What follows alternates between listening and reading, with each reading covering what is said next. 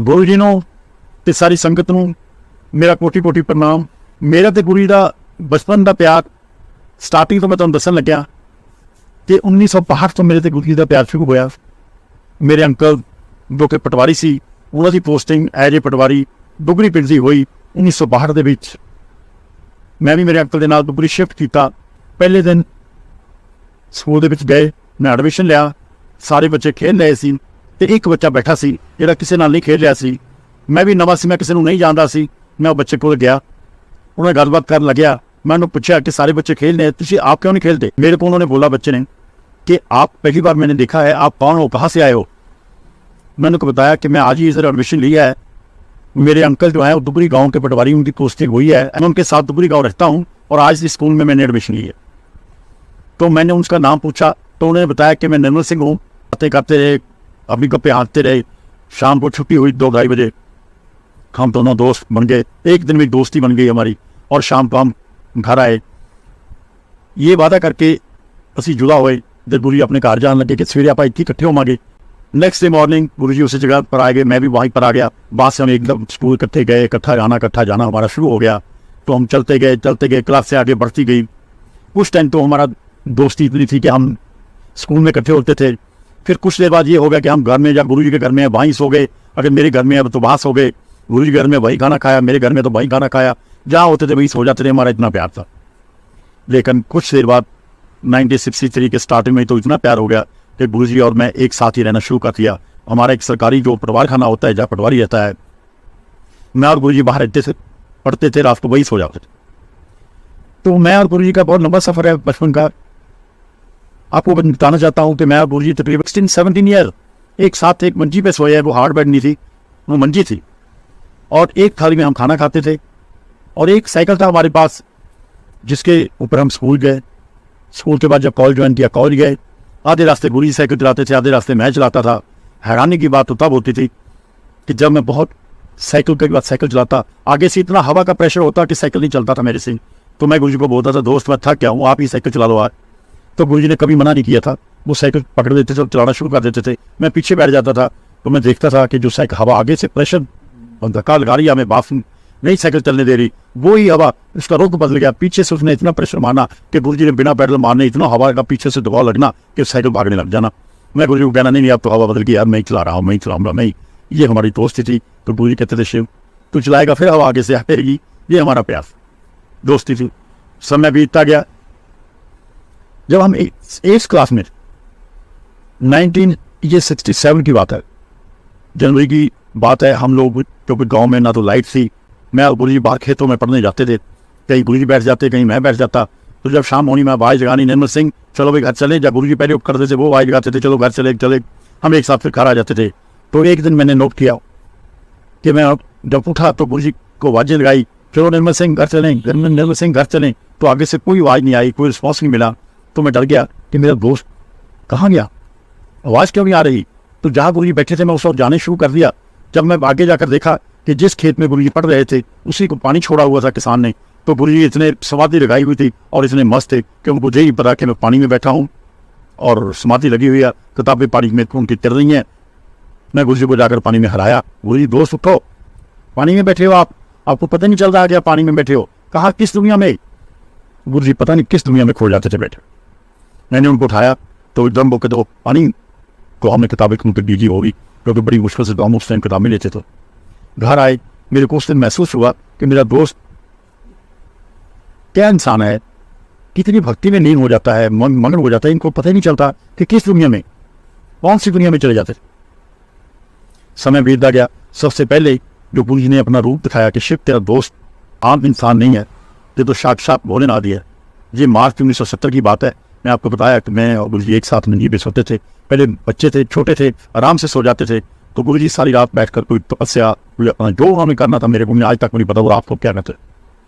क्योंकि गुरु जी अपना कभी किसी को वेद नहीं देते थे, सिर्फ ब्लेस कर देते थे, आशीर्वाद दे देते थे। तो रात को गुरु जी बैठ जाते थे, मैं लेटा होता था तो हमारे शरीर भी बड़े हो गए जैसे जैसे टाइम बीतता गया।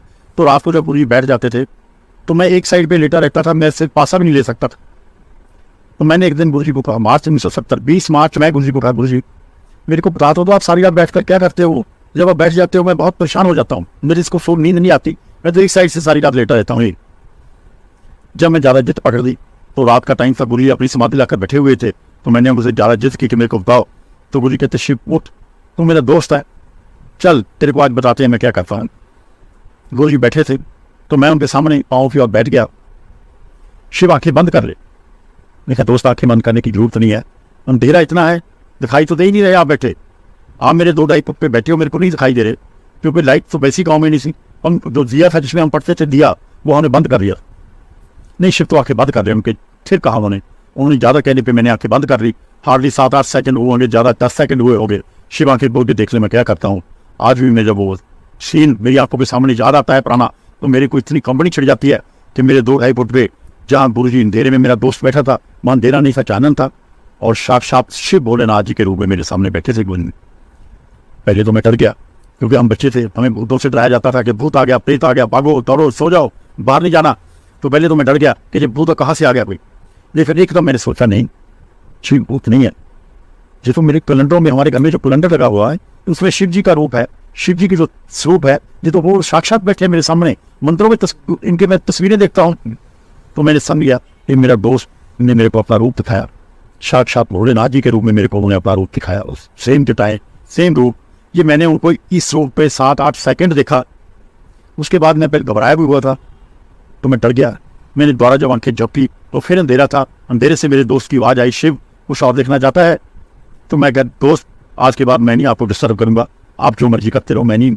उसके बाद गुरु जी ने अपना जारी रखा। मैं एक साइड पे लेटा रहता था, हमारी दोस्ती थी, यही हमारा तो अभ्यास था कि हम लग भी नहीं सोते थे, और गुरु जी अपनी तपस्या भी करते थे, तो बेशक मैं एक साइड पे सोता। उसके बाद टुकड़ी गाँव की दूसरी किस्म बता रहा है। हमारा एक और दोस्त होता था निर्मल सिंह, उसका नाम भी निर्मल सिंह था। हम तीनों दोस्तों जब छुट्टियाँ होती थी जून में, तो हम बाहर खेतों में चले जाते थे, किसी पेड़ के नीचे बैठ जाना हवा में, क्योंकि गर्मी में ऊपर फिर पंखे नहीं होते थे, तो किसी पेड़ के नीचे बैठ जाना। वो मेरे दोस्त जो सरदारों का लड़का था, उनकी अपनी जमीन थी, उनका खेत में कुआं था बहुत बड़ा, तो मैं और वो मेरा दोस्त कुएं में जंप लगाते थे, स्विमिंग करते थे, तैरते थे, जब थक जाते थे बाहर आ जाते थे। तो बड़े टाइम बीतता गया। एक दिन गुरु जी को कहा कि गुरु जी आप कभी भी स्विमिंग नहीं करी है, कभी जरूरत पड़ जाए तो स्विमिंग तो आनी चाहिए, चलो आज आपको स्विमिंग सिखाते हैं। गुरु जी कहते शिव मेरे को स्विमिंग आती है, आप मेरे को क्या सिखाओ।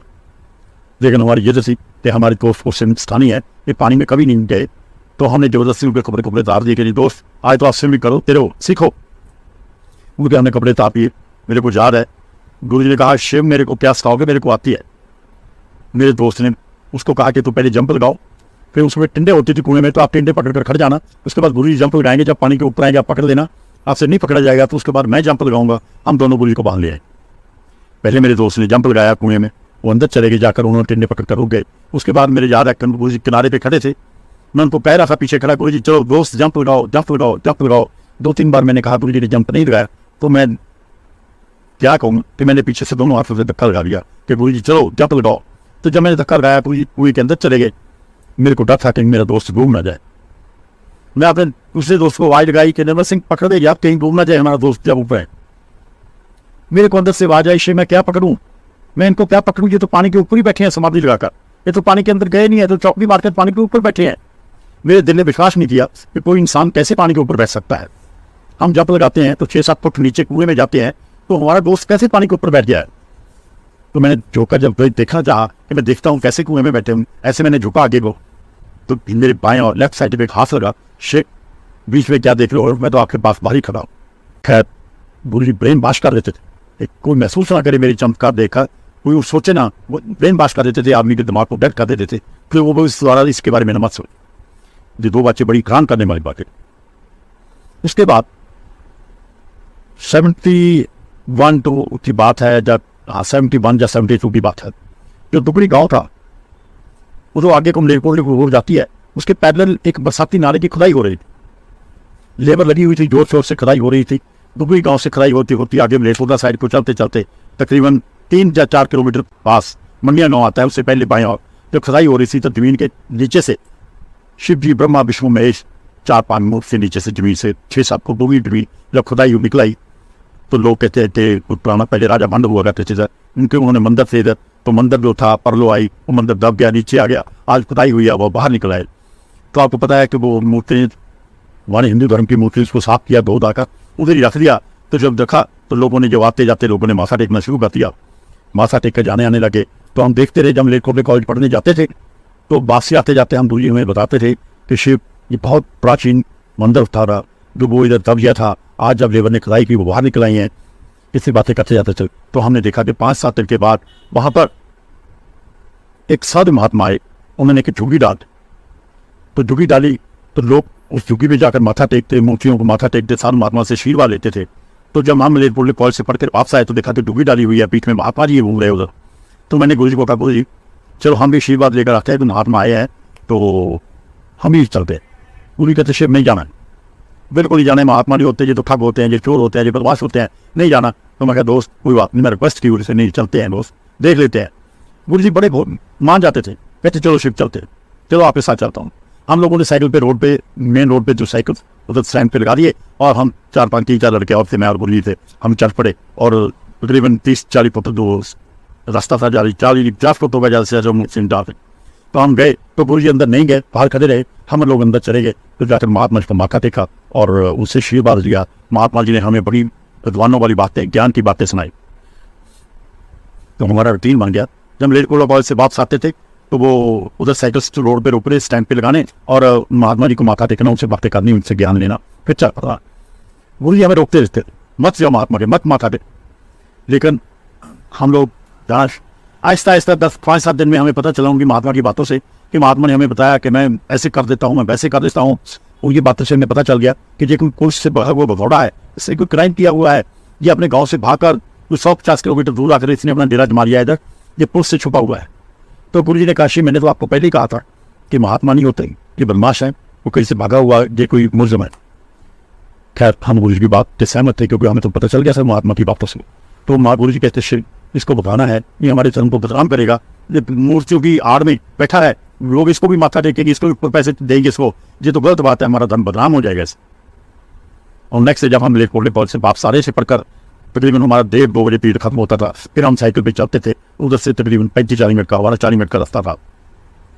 तो गुरु जब हम पास आए उस झुग्गी के पास, तो गुरु जी कहते ऐसे करो, इधर पत्थर उठाओ, इसके मारो 2-2 पत्थर, भागेगा लड़का, भाग जाएगा। हम लोगों ने पत्थर उठाए और वो महात्मा की झुग्गी के ऊपर मारना शुरू कर दिया, 2-3 पत्थर मारे, अच्छा बुरा भी कहा उनको महात्मा जी को, और फिर हम सड़क पे चलते चलते निकल गए। हमारा रूटीन बन गया डेली का कि पत्थर मारने आगे निकल जाना।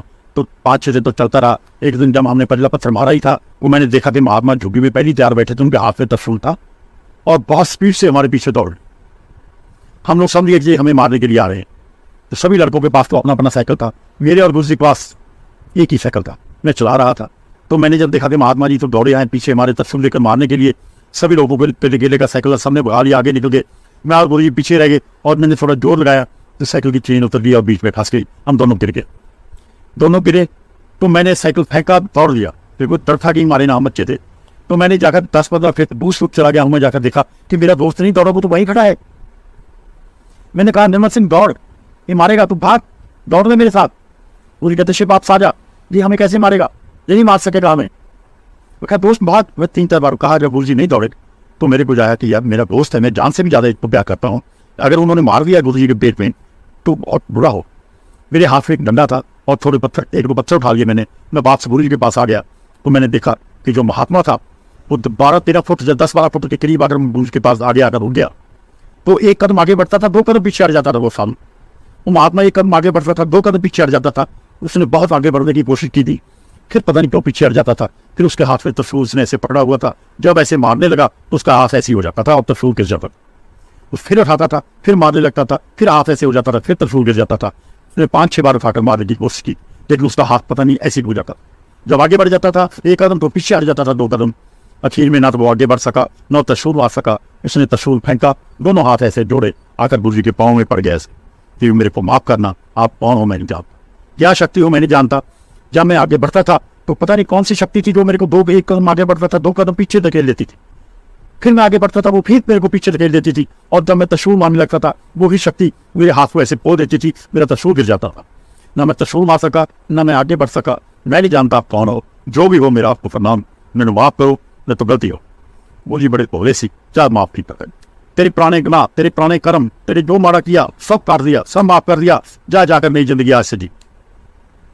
इतनी हुई बात, महात्मा जी ने अपना त्रिशूल उठाया, वापस झुकी गए और चल दिए। मैं और गुरु जी ने अपनी चेन चून साइकिल की चढ़ाई, मैं चलाने लगा, गुरु जी फिर मेरे पीछे बैठ गए। हम दुगरी गाँव पर नेक्स्ट डे जब हम मलिकपुर कॉलेज पढ़ने के लिए जा रहे थे, वहां पर ना झुग्गी थी, ना कोई महात्मा थे, सिर्फ पुत्र तो मुंह से वो पड़ी। एक गुरु जी की महिमा थी।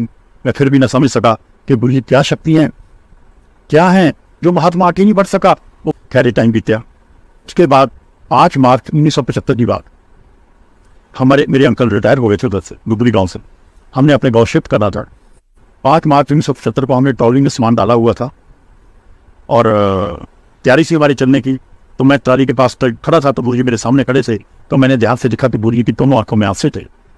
मैंने कहा, दोस्त आप उदास क्या हो गए हो, क्या बात होगी? तो गुरु जी ने कहा, शिव आज आप चले जाओगे? मैं कहा, दोस्त मैंने तो जाना ही था, मेरे तो गाँव नहीं है, ये तो आपका लोगों का गाँव है, मैंने तो एक दिन जाना ही था। आज मेरे अंकल रिटायर हो गए हैं, हम 13 साल रहे हैं, बाहर से 75 तक हमारा पल पल साथ रहा है, हम कभी जुदा नहीं हुए। आज तो हम आपने एमए कर दिया, क्योंकि गुरु जी ने एमए इकोनॉमिक्स की थी, मैं तो ग्रेजुएशन के बाद आगे नहीं पढ़ा था। गुरु जी ने मैट्रिक की 69 में, उसके बाद ग्रेजुएशन की 73 में 1973 में, एमए इकोनॉमिक्स की 1975 में क्लियर। पढ़ना तो गुरु जी ने क्या था, लेकिन टॉप क्लास आते थे, फर्स्ट डिवीजन टॉप करते। तो मैंने कहा, गुरु जी आप उदास हो गया, अपने से जुदा होनी पड़ना है एक दिन। आज हम पढ़ इसलिए आपने पढ़ लिया, तो पता नहीं आपकी नौकरी कहाँ लगेगी, मेरी नौकरी कहाँ लगेगी, हो सकता है हमारी नौकरी कहीं पास लग जाए, फिर एक साथ हो जाए। गुरु जी कहते शिव मेरी तो नौकरी नहीं करनी है, नौकरी तो आप नहीं करनी है, मेरी लाइन पढ़ाई और नौकरी की नहीं है, आपकी लाइन है नौकरी की। मैं समझता नहीं था, फिर गुरु जी इतना पढ़ लिख कर नौकरी क्यों नहीं करनी है, किस लिए पढ़े इतना? इतने में मेरे फादर साहब उसी एरिया के कानून थे, वो आगे कहते क्या बात होगी? मैं कहीं मेरे दोस्त बहुत उदास हैं क्योंकि आज हम जा रहे हैं। तो गुरु जी के पिताजी को बुलाओ। गुरु जी के पिताजी को बुलाया। मेरे फादर साहब ने उनको ये बताया कि गुरु जी ने एमए कर लिया है, शिव ने तो बीए के आगे नहीं पढ़ा, आज इन्होंने नौकरी की तलाश करनी है। दुगरी गांव में ना तो कोई ऑफिस है, ना कोई बड़ा कोई फैक्ट्री है, ना कोई इंडस्ट्री है, ना कोई कंपनियां हैं जहाँ पर ये नौकरी करेंगे।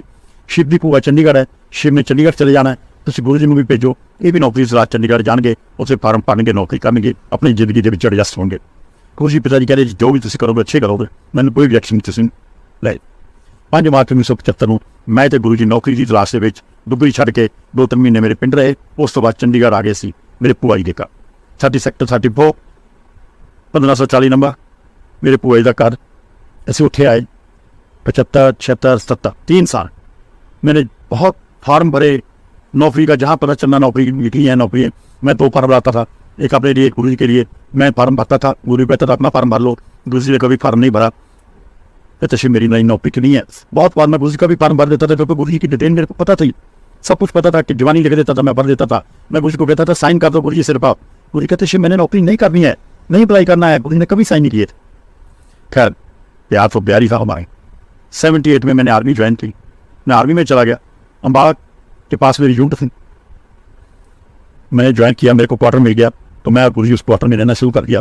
मैं ड्यूटी पे चला जाता था, गुरु जी अपनी तपस्या जो करना था वो करते थे। 10-20 दिन बीते, महीना बीता, मैं ड्यूटी पे था, गुरु जी घर में थे। हमारा एक उधर माली होता था, उसका नाम था बलविंदर सिंह। तो गुरु जी ने उसको बुलाया कि बलविंदर सिंह इधर आओ। और माली दौड़ा दौड़ा आया, कहना हाँ जी दसो। तो गुरु जी ने उससे पूछा कि आपका बेटा बीमार रहता है? तो माली कहता हाँ जी सर, मेरा बेटा बीमार रहता है, बचपन से ही बीमार रहता है, आज 9 साल का हो चुका है, जब से पैदा हुआ है वो बीमार ही चल रहा है। डॉक्टरों की जितनी मैं तनख्वाह लेता हूँ सब डॉक्टरों के पास दे देता हूँ, दवाई चलती है, जिस दिन दवाई नहीं खाता वो मंजे पे बैठ के लेट जाता है। गुरु जी कहते जा तेरे बच्चे को ब्लेस करते हैं, एक पानी की बोतल ले आ। वो भागा गया, एक पानी की बोतल ले आया। गुरु जी के पास एक रुद्राक्ष, छोटे छोटे रुद्राक्ष की माला थी, उसमें पता नहीं गुरु जी ने क्या शक्ति डाली हुई थी। वो माला जब किसी इंसान को लगा देते थे उसका कल्याण ब्लेस हो जाता था वो, और अगर पानी में लगा जाते थे, वो पानी में डोब देते थे उसको थोड़ा सा भी, तो वो पानी अमृत बन जाता था। तो गुरु जी ने वो माला पानी में डाली, तो मंत्र जाप किया और एक खूब मारी पानी में तेजाब पानी ब्लेस कर दिया। अपने बच्चे को पिलाओ, 2 चमचे रोज पिलाया करो, जिस दिन ये पानी खत्म हो गया तो आपका बच्चा ठीक हो। 20-25 दिन के बाद मान लिया आया और गुरु जी के पाँव में पड़ गया कि जी मेरा बच्चा 10 दिन हो गए, कोई दवाई नहीं खा रहा है और बिल्कुल ठीक है, कोई प्रॉब्लम नहीं है उसको। गुरु जी के उनके आशीर्वाद था, उनके जो जल प्रसाद ब्लेस किया था उससे वो बच्चा ठीक हो गया। तो मैं तो ड्यूटी पे था, तो माली ने लोगों को बताया, अपने दोस्तों को बताया कि शिव अंकल के घर में एक दोस्त है उनके, ब्लेस किया अनुसार उन्होंने पानी के साथ मेरे बच्चे को, और मेरा बच्चा बिल्कुल ठीक गया। वो 2 आदमी को लाया, 2-4 को लाया, 4, 6, 8, 10, 20। तो मेरे को दफ्तर में किसी ने बताया कि सर आप जब ड्यूटी पे होते हो ना, आपके घर में तो मेला लग जाता है, बड़े लोग आते हैं आपके दोस्त के पास, बड़े ब्लेस होकर जा रहे हैं लोग उधर। शाम को आया, मैं गुरु जी को पूछा गुरु जी आप मेरे पास में क्या करते हुए इधर आपके पास आता है? कहते नहीं शिविर किसने आना है, क्योंकि मेरे आने से पहले सबको भगा देते थे, गुरु जी के शिव के आने का टाइम हो गया, बाहर जाओ सभी। मैं गुरु जी को कहते यार गुरु जी मेरे दोस्त, मेरे को तो मेरे पीर ने बताया है कि मेरे बाद में तो काफ़ी मेला लग जाता है, इधर लोग आते हैं आपके पास। गुरु जी आज के कहते शिव आपकी झुंड के लोग बड़े परेशान हैं, इनको ब्लेसिंग की जरूरत थी, मैंने इनको ब्लेस कर दिया, इनका कल्याण कर दिया। खैर मैं चुप कर गया। आज वो लोग जो 78 79 में ब्लेस हुए, कुछ 70 ईयर का, कुछ 75 को 80 ईयर्स, सब रिटायर हो चुके हैं। किसी न किसी मोड़ के वो लोग मेरे को मिलते हैं, वो मेरे को पूछते हैं कि आपके दोस्त कहाँ हैं। तो मैं उनको बताता हूँ कि मेरे दोस्त आज फिजिकल रूप में हमारे में नहीं है, हमारे बीच में नहीं है, लेकिन उनकी प्रेजेंस हमारे बीच में है। वो लोग मेरे को बताते हैं कि जब से गुरु जी ने, आपके दोस्त ने हमें ब्लेस किया था, हमें तो क्या हमारे परिवारों में भी कभी कोई कष्ट नहीं आया है, कोई बीमारी नहीं आई। उनकी ब्लेसिंग ऐसी थी कि गुरु जी की महिमा थी। तो उन्होंने उस टाइम जब उनकी तकरीबन उम्र 25 साल की थी, 78 26 साल की होगी, जो उन्होंने जिस दिन लोगों को ब्लेस किया, आज बड़ी खुशी की जिंदगी बजी रहे। खैर 1980 79 1980 तक हम लोग वहाँ पर रहे। नवंबर 80 में मेरी क्योंकि शादी होनी थी, मैंने मोहाली शिफ्ट कर दिया था, किराए पे मकान ले लिया था, क्योंकि मेरा उस टाइम अपना मकान नहीं होता था। एक कमरा मैंने गुरु जी के लिए लिया था और बाकी एक कमरा मेरे लिए, हमारे लिए। खैर 1980 में मेरी शादी हुई। मेरी शादी में गुरु जी बहुत नाचे, टापे, भंगड़ा डाला पाया उन्होंने, बड़ी खुशी मनाई गुरु जी ने। तो मेरी शादी के बाद गुरु जी एक कमरे में अपना असर करते थे, एक कमरे में हम सोते थे।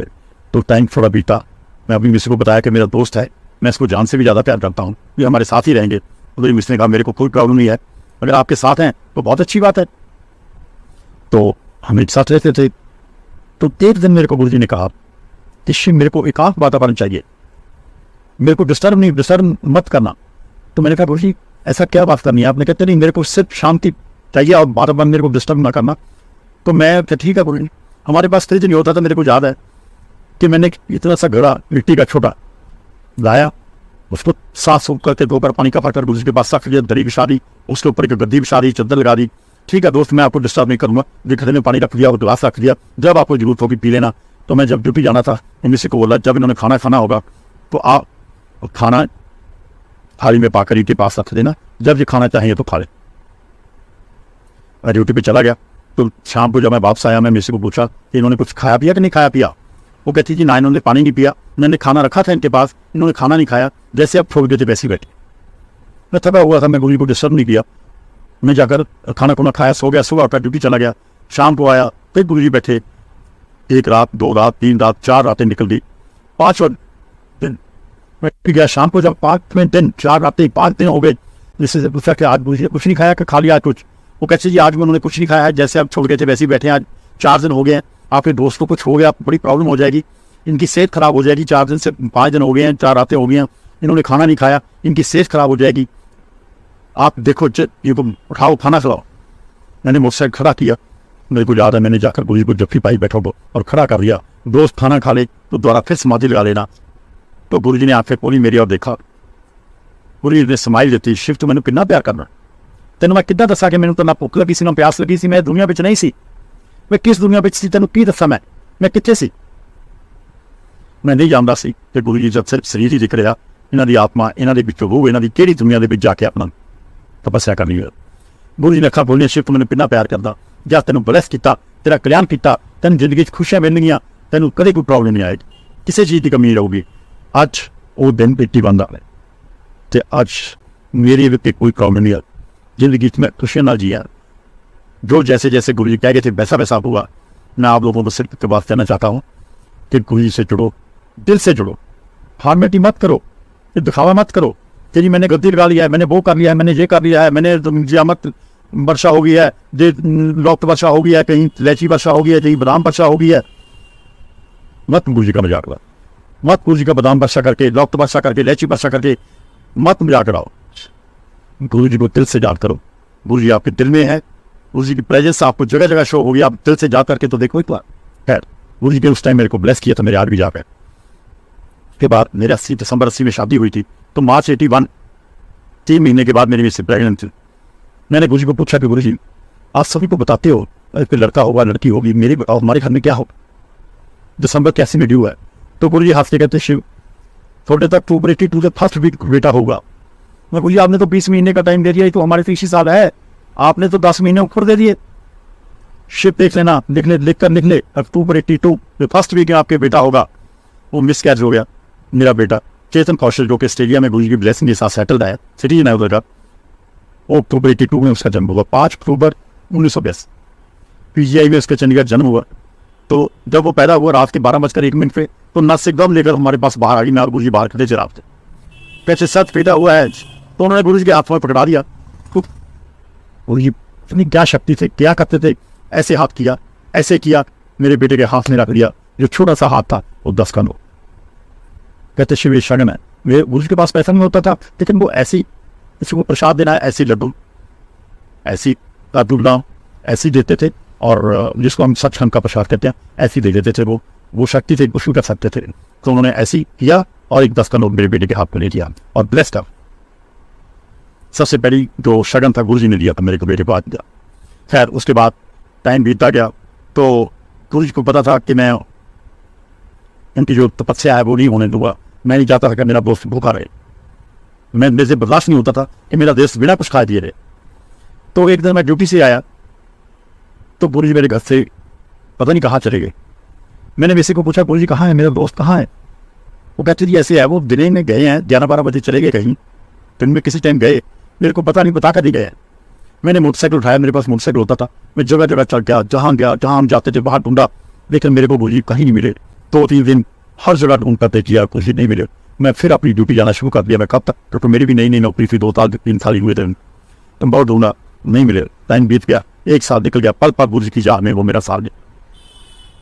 मेरी जॉब के कमाने से कदर साहब मेरे को कहने लगे, शिव एक दिन जॉब में मेरे को गुरु जी हैं, चंडीगढ़ में आए हैं सेक्टर 36 में, चलो आपको उनको पास लेकर चलता हूँ, आपको ब्लेस करा कर लाता हूँ। मैं सिपाही भर्ती हुआ था, उन्होंने मेरे को ब्लेस किया था, आज मैं कर्नल, सिपाही से मैं कर्नल बना हूँ, उनके आशीर्वाद से, उनकी ब्लेसिंग से, चलो आपको ब्लेसिंग दिवा कर जाता हूँ। चलो जी, तो कर्नल कमाने साहब कहे, मैं कैसे कह सकता हूँ नहीं, चलो जी मेरे को ब्लेस करवा दो। जीप में बैठे यूप से और चंडीगढ़ पहुंच गए। तो रास्ते में मेरे को कर्नल साहब गुरु जी की बातें बता रहे थे कि ये ऐसे महापुरुष हैं, ये आशीर्वाद दे देते हैं, ब्लेस कर देते हैं, कल्याण कर देते हैं सभी का, मेरे को ऐसी बातें करते हैं। तो हम पहुंच गए 36 सेक्टर में। तो वहाँ जीप रोक लूँ, तो मेरे को कर्नल साहब ने बोला कि जूते तार लो, हाथ धो लो, हाथ पहुँच लो, आप मेरे पीछे पीछे आ जाना, मैं माथा टेकूंगा, फिर आप भी माथा टेक लेना, फिर मैं उनको बता दूंगा कि ये हमारे शिव कुमार जी हैं, हमारे स्टूडेंट साहब हैं, आप इनको भी ब्लेस करो, इनका भी कल्याण था। ठीक है, तो मैं पीछे पीछे चला गया। तो आगे जाकर गुरु जी बैठे थे उस कमरे में, तो मेरे याद है गुरु जी के ब्लैक, जैसे मैंने बताया कि आज कुदरती बाई चांस मैंने ही ब्लैक पहना, ऐसे ब्लैक कपड़े से गुरु जी पहने हुए, नीचे चादर धोती पहनी हुई थी, ऊपर उन्होंने बड़ा अच्छा मतलब कि शर्ट कमीज पहना हुआ। गुरु जी बहुत शौकीन थे, फर्स्ट क्लास, साफ सुथरे रहते थे, कभी इतनी भी मैल उनके सीट पे होती थी। उनको शौक था साफ सुथरे रहने का, अच्छे कपड़े पहनने का, मन ठन के रहने। तो उनके जब कर्नल साहब ने झुककर ऐसे उनके पाँव में माथा टेका, तो मैंने जब देखा कि आगे जो गुरु जी बैठे हैं वो तो मेरा दोस्त ही है, मेरा दोस्त कहाँ से आ गया था। तो गुरु जी ने मेरी ओर देखा, मैं गुरु जी और देखा, गुरु जी खड़े होकर मेरे को जप्पी में ले लिया। शिव तेरे को क्या पता, कैसे पता चला कि मैं यहाँ पर हूँ? मैं कहा दोस्त मेरे को तो ये कर्नल साहब ही लाए हैं, आप तो मेरे पास से चले गए थे, मेरे को बिना बताए चले गए थे। जब मैं 75 में गया था, जा रहा था अपने गाँव में, आपकी आंखों में आंसू थे, आपने नहीं सोचा मेरे को छोड़कर चले गए, शिव के दिल पे क्या बीती होगी? आप तो वापस आकर ही नहीं देखा मुड़कर। शिव ने बहुत बार आया था, आपने मकान बदल लिया था, तो मैंने देखा कि आपने मकान बदल लिया, मेरे को नहीं पता चला आप कहाँ चले गए। मैं गुरु जी आप तो जानी जानते हैं, आपको तो सब कुछ पता था, आपने देखा ही नहीं। उस टाइम मेरे को विश्वास है कि गुरु जी कहीं जंगलों में, कहीं पहाड़ों में गए, उन्होंने तपस्या की और महाशिव के रूप में दोबारा वापस आए। दोबारा जब वापस आए तो उनके चेहरे पे इतना तेज था, इतना तप था कि तक करता चेहरा साक्षात भोलेनाथ जी लगता। खैर, तो कुमार साहब हैरान रह गए कि आप लोग जानते हो? मैं जी तो हम दोस्त हैं, बचपन के दोस्त हैं। तो उसके बाद हमारा रोज का आना जाना, शाम को गुरु जी के पास जाना, जब संगत में चले जाना, फिर हमने कफ्ते मारनी, बहुत प्यार से हम बातें करते रहे। तकरीबन 85 दिसंबर तक गुरु जी और मैं उधर रहे। उसके बाद गुरु जी कहते शिव अब जलंधर चलना है, उधर भी संगत को ब्लेस कर। मैं कहा दोस्त मुझे आपके हालात ठीक नहीं है, आप जलंधर जा रहे हो, तो जलंधर में पंजाब में बटाला ये वो बहुत मतलब कि उस टाइम रोज 2-4 आदमियों को मार देते थे, कोई 10 आदमियों को मारते थे, बस से निकाल कर लोगों को मारा जाता था। तो 5 बजे बसें बंद हो जाती थी, ऐसा माहौल पंजाब का। बहुत पंजाब ने 1980 से लेकर 1992 तक बहुत हालात ऐसे थे कि जीना मरना कोई गारंटी नहीं थी कि शाम को क्या हाल होगा, जीना है नहीं जीना, क्योंकि पता नहीं कब को गोली मार देते थे, ऐसे मतलब थे लोग पंजाब के माहौल को गंदा करने वाले लोग। खैर गुरु जी कहते नहीं शिव वहाँ पर मैंने ब्लेस करने जाना है। गुरु जी जलंधर गए, उस टाइम जब पंजाब की ओर से रुक नहीं करता था, सब दुनिया पंजाब छोड़कर जा रही थी। किसी ने हरियाणा में खरीद लिया, कोई चंडीगढ़ में आ गया, कोई पंचकूले में आ गया, वो दिल्ली आ गया पंजाब छोड़कर। लेकिन उस टाइम गुरु जी जलंधर गए, IPS अफसरां, IAS अफसरां, मंत्रियों, MLA, बड़े बड़े लोगों, फैक्ट्रियां के मालकां गुरु जी ने जिन्हें जो भी गुरु जी के कोल आया, गुरु जी ने उन्होंने ब्लेस किया, उसका कल्याण किया। सबसे बहुत ज़्यादा उस टाइम गुरु जी ने ब्लेसिंग ने बने दी। उधर उन्होंने 7-8 साल के करीब बताया, 95 के एंड। और जब मेरे को एग्जैक्ट डेट नहीं याद है, जनवरी 1960 या 95 का दिसंबर था, तो गुरु जी पंचकूले शिफ्ट किया गुरु जी ने। सेक्टर 2 कोठी नंबर 123, जनरल ऊर्जा साहब तो आज भी हैं, उन्होंने गुरु जी के उनके घर में आए, तो उन्होंने अपनी तब पूरी गद्दी में लगाते थे, आज कुर्सी नहीं होते थे, चेयर नहीं होते थे। गुरु जी उस टाइम नीचे बैठते थे, पहले नीचे गद्दा लगाते थे, सराहना मोटा रखते थे और उस अपना लोगों में बैठकर नीचे बैठ करते थे। तो मैं गुरु जी को, मैंने तो पता ही था कि गुरु जी आए, मैं चलते जाता था और आशीर्वाद लेकर आता था। उनके आशीर्वाद से मेरी ज़िंदगी बहुत बढ़िया चलती रही। तो सबसे ब्लेसिंग जो मैं किसी को दिलाई वो सही, एक डॉक्टर साहब थे, मेरे रिलेशन में से थे, MBBS डॉक्टर, सरकारी हॉस्पिटल के डॉक्टर थे। उनको शुगर प्रॉब्लम थी बचपन से, 15 साल की उम्र से शुगर प्रॉब्लम थी। तो गुरु जी वो डॉक्टर साहब इंसुलिन लेते थे, खाना खाने से पहले इंसुलिन, आप लोग समझते हो शुगर हुई पड़ी है लोगों को, इंसुलिन है भी खाना खाने से पहले वो शुगर के लिए एक इंजेक्शन पेट में लेते थे ताकि शुगर ना बढ़ जाए। बहुत हाई उनकी शुगर रहती थी। मैं डॉक्टर साहब बोला, डॉक्टर साहब चलो आपको ब्लेस करवा कर लाते हैं, आपकी शुगर ठीक हो जाएगी। तो डॉक्टर साहब बोले, शिव मैं खुद डॉक्टर हूँ, मैं इसके बारे में अच्छी तरह जानता हूँ, शुगर की दवाई खानी पड़ेगी, सैर और परहेज, ये 3 चीज़ें हैं जो जरूरी है इसके लिए। चलो तो सही, आशीर्वाद तो लो, गुरु जी है वो, महापुरुष हैं, साक्षात भोलेनाथ जी का रूप है वो। नहीं, शिव कहते नहीं। पहले तो गुरु जी डॉक्टर साहब माने नहीं। जब मैंने उनको कहा कि विश्वास करके एक बार चलो, श्रद्धा से चलो, बड़ी बात है श्रद्धा, अब दिल से विश्वास करो, श्रद्धा रखो, चलो ब्लेस करवा के लाता। खैर मैं और डॉक्टर साहब गुरु जी के पास गए, तो गुरु जी अभी आगे बैठे थे। तो गुरु जी जब गए तो गुरु जी कहते, शिव आप पहले लंगर कर लो, फिर हम मिलते हैं। हाँ, फर्स्ट फ्लोर में लंगर था, ऊपर लंगर करने चले गए, तो हमें प्लेटें दी गई। तो आगे देखा कि वो बाल्टी में जलेबी लेकर घूम रहा था लंगर प्रशांत। तो मेरा दिल बड़ा करता था कि मैं जलेबी खूब पेट भर कर खाऊंगा। तो हमें प्लेटें दी गई, तो जलेबी वाला आया बाल्टी लेकर, जलेबी जलेबी जलेबी करता, जलेबी प्रसाद जलेबी प्रसाद। मेरे को तो 1 जलेबी दी, तो डॉक्टर साहब की थाली में मुट्ठी भरी और 6 जलेबी रख। और डॉक्टर साहब कभी जलेबी का और देखे, कभी मेरी और देखे, शिव क्या करूँ मैं। और डॉक्टर साहब खा लो, ये गुरु जी की ब्लेसिंग्स हैं। डॉक्टर साहब कहते, शिव मैं तो चीनी का दाना नहीं खाता, कि तो रस की भरी हुई जलेबी, गर्म गर्म जलेबी रस की भरी हुई है, मैं तो मर जाऊंगा। ना डॉक्टर साहब खा लो, ये गुरु जी का है। गुरु जी शुगर वाले को शुगर खिलाकर ठीक करते थे, जो जिसको प्रॉब्लम होती थी वैसी चीज़ देकर उसको ठीक करते थे। जिसके कोई हैंडीकैप है, किसी की टांग काम नहीं करती, गोदा नहीं काम कर रहा है, बाजू नहीं काम कर रही, उसको बोलते थे डांस कर, उसको डांस करवा कर ठीक कर देते। ये गुरु जी की मेहनत है। तो गुरु जी ने ही उनको जलेबी, मतलब गुरु जी की आशीर्वाद से उनको 6 जलेबी मिली। जलेबी उन्होंने खा ली मेरे कहने पे। डर तो मुझे भी था कि डॉक्टर साहब 6 जलेबी खाकर इधर ही ना बैठे रह जाए। खैर लंगर प्रसाद किया हम दोनों ने। लंगर प्रसाद करने के बाद जब हम सीढ़ियाँ नीचे उतर रहे थे तो उन्होंने कहा, शिव, डॉक्टर साहब कहते, शिव मेरे तो बड़े की खराश ही थी, वो भी जो बचपन से होती थी। मैं, डॉक्टर साहब खराश नहीं, आपकी शुगर भी ठीक हो गई होगी, चलो डॉक्टर से आशीर्वाद लेते हैं, ब्लेस दिलाता हूँ आपको, ब्लेस कहकर उनको। तो नीचे गए हमने, तो डॉक्टर साहब को, गुरु जी को कुछ भी नहीं बताया था हम कैसे आए, क्या आए, कौन है ये। तो गुरु जी आके से कहते, डॉक्टर जा तेरी शुगर ठीक करती, ब्लड प्रेशर ठीक करता, तेरा कल्याण करता, जाके कर शुगर चेक कराई। अगले दिन गुरु जी ने जो कहा, डॉक्टर ने शुगर चेक कराई, शुगर नॉर्मल 80-120। आज पूरी थी उस डॉक्टर साहब की उम्र 75 या 76, हो सकता 78 हो गए। आज वो कोई मेडिसिन नहीं खा रहे, सिर्फ गुरु जी का जल प्रसाद लेते हैं, सैर करते हैं। उसके बाद मेरी कजन सिस्टर की 92 में शादी हुई, 92 में शादी हुई, 96 तक उनका कोई बच्चा नहीं था। हर जगह घूम लिए, एलोपैथिक, आयुर्वेदिक, होम्योपैथिक, हर मेडिसिन खाई उन्होंने। कोई था पता नहीं 1.5 लाख, 2 लाख उन्होंने मेडिसिन पे, डॉक्टरों की फीस से, टेस्ट दवाइयों पे लगा दिया, लेकिन कोई उम्मीद पूरी नहीं हुई, उनकी आफत नहीं हुई। तो बहुत रोती रहती थी, बहुत सारा दिन रोती रहती थी। मेरे एक पीजीआई के डॉक्टर से, बहुत सीनियर डॉक्टर से, गैनी थे, मेरे नॉन थे। मैंने उनसे कहा कि डॉक्टर ऐसी ऐसी बात है, आप देखो, चेक करो, बताओ कि कुछ उम्मीद है तो इलाज करवाएं, नहीं उम्मीद है पैसा वेस्ट करने की क्या फ़ायदा। हर डॉक्टर फीसें ले लेता है, टेस्ट करवा लेता है, कमीशन खा जाता है, दवाइयाँ लिख देता है, लेकिन कुछ नहीं होता है। प्लीज़ आप हमें बताओ, आप बहुत अच्छे रहा सीनियर डॉक्टर। खैर जी वो कहते ठीक है लाओ, तो मैं उनको ले गया, उन्होंने पूरे दोनों को मियाँ बीबी के टेस्ट किए, सारे टेस्ट ले लिया, पता नहीं क्या क्या किया। तो कहते शिव कल आ जाना, मैं रिपोर्टें लेकर आपको बता। दूसरे दिन मैं गया, जब मैं दूसरे दिन गया तो डॉक्टर साहब मेरे को बताया कि शिव आपकी जो पेरेंट्स है, लेडीज के ट्यूब्स होती होंगी अंदर, इससे बच्चे की पैदाइश होती है, कहते ये दोनों ट्यूब्स आपके खत्म नहीं है, खराब है। इनके हस्बैंड के जो बच्चे वाले स्पर्म है वो नहीं है, एक में नुक्स नहीं है, दोनों में नुक्स है। इम्पॉसिबल, बच्चा नहीं हो सकता इनके कभी भी। आप इनको समझाओ, दवाइयों पे पैसा वेस्ट ना करें, भगवान का बहाना माने और इलाज के चक्कर में मत पड़े। बाकी जिंदगी को ऐसी गुजारनी पड़ेगी बच्चे के बगैर। तो मैं कैसे बताऊं मेरी सिस्टर को जाकर के डॉक्टर साहब ने ऐसा किया, मेरा दिल नहीं पड़ा, हिम्मत नहीं हुई उनको बताने की। तो 2-3 दिन निकल गए, सिस्टर मेरे पीछे पड़ गई मेरी, तो बताओ बताओ क्या हुआ, कैसे हुआ, डॉक्टर साहब ने क्या बताया। जब ज़्यादा पीछे पड़ गई मैंने उनको बताना पड़ा कि जी डॉक्टर साहब ने कहा है कि आपके ये प्रॉब्लम है, आपके समझ में ये प्रॉब्लम है, आप बच्चा नहीं हो सकते।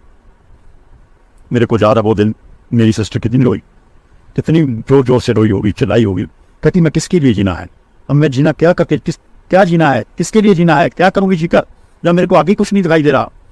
खैर जी 5-6 दिन बाद मेरी सिस्टर जो नींद की गोली होती है ना, 10-12 गोली या 15 गोली देकर मुँह में फटा मारा, पानी पिया, अपना सुइसाइड करने के लिए उन्होंने अपनी जिंदगी खत्म करने की सोच। और माँ में चले गई, बेहोश हो गई, पता चल गया कि ऐसा हो गया, तो वो शीशी से डब्बी से पता चल गया, तो फटाफट हॉस्पिटल ले गए। हॉस्पिटल वालों ने उसको जो ट्रीटमेंट देते हैं, बॉम्पिंग करवाई, सो ग्लूकोज लगाया, 5-7-10 घंटे में ठीक होकर नेक्स्ट डे वो वापस घर आ गई। लेकिन वो मेरे से देखी नहीं जाती थी उसका हाल। कब तक किसी को बुला के रख सकता है। 1 महीने के बाद 25 दिन का 1 महीना हुआ, फिर उसने वैसे किया, फिर नींद की गोली खाई और मानसी है, फिर कोमा में चली गई, बेहोश हो गई, फिर मौका दे दिया किसी ने, दे दिया फिर दोबारा कर दिया, फिर हॉस्पिटल ले गए, फिर डॉक्टर ने इलाज किया, वही सेम ट्रीटमेंट, फिर भगवान जैसे लंबी लिखी हुई थी उसकी, फिर बच। तो मैंने उसे देखा कि ये ऐसे कैसे जिएगी। तो मैंने मेरी सिस्टर को कहा, तो मेरे दोस्त हैं, आप भी बचपन से जानते हो, लोग गुरुजी कहते हैं कि ब्लेसिंग से सब लोग, मैं उनको घास बताया, घास दिया, फिर चलो हौसला दिया, चलो गुरुजी के पास चलते हैं, उनकी ब्लेसिंग से आप पे सब कुछ हो जाएगा, जाओ। मेरे कहने पर वो चल पड़े मेरे साथ, हम पंचकूले चले गए उनके पास, ये 96 की बात। तो डॉक्टर ऊर्जा साहब के पास चले गए, तो गुरुजी मेरे को देखकर हंस पड़ते थे, ये शिव आज कोई नहीं आ गया फिर ले आया है। तो गुरुजी कहते हैं हाँ क्या हाल है, ठीक हो, ब्लेस करना है इनको, बच्चा नहीं है, तो जानी जाना है, आप ब्लेस करो। शिव आपने टेस्ट करवा लिए, सब कुछ हो गया, आपको पता चल गया कि बच्चा नहीं हो सकता, मैं क्या कर सकता हूँ। डॉक्टर ने बता दिया, इलाज पे पैसा बेच कर लिया, अभी आपने वो बड़ी जानी जान, मैं नहीं कुछ कर सकता। इनकी प्रॉब्लम है वह है गुरुजी। जहाँ मेडिकल साइंस फेल हो जाती है, जहाँ मेडिकल साइंस आकर रुक जाती है, आपकी ब्लेसिंग तो वहाँ से शुरू होती है, वहाँ से आप ब्लेस करते हो।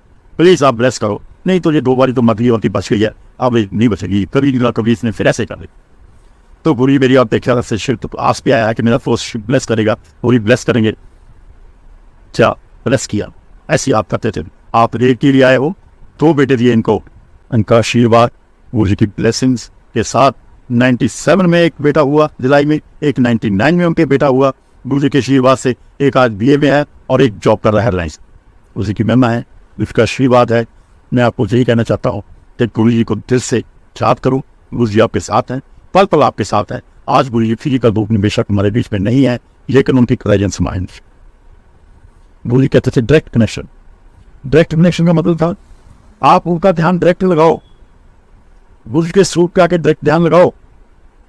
शिव अंकल, कोई और अंकल, कोई आंटी, पुरानी संगत आपको गुरुजी से नहीं मिला सकती, वो सिर्फ गाइड कर सकते हैं कि ऐसे करो। आप दिल से मानो, अंदर से मानो, सुबह उठकर मंत्र जाप करो, देखो गुरुजी आपको कैसे ब्लेस कर। जय गुरुजी।